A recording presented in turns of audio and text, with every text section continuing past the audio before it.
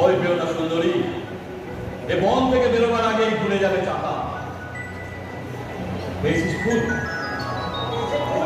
এ দেখি গহন বনে আছে জানি মনমনের বেদি, সেইখানেতেই ফুলের বনে ঘুমিয়ে থাকে পরীর রানী। মৃদু স্বরে পরীর দল গান গেয়ে যায় ফুলপাড়ানি।